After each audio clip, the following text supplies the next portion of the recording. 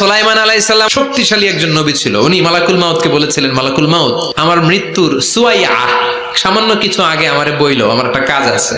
মালাকুল মাউত মৃত্যুর কিছু সময় আগে এসে বলল, সুলাইমান টাইম ইজ আপ, সময় শেষ, অল্প কিছু সময় বাকি, কি করবেন করেন। সাইয়েদনা সুলাইমান জিনদেরকে ডাকলো, ও জিনেরা, বিশাল একটা প্রজেক্ট আছে, প্রজেক্টে কাজ শুরু করো।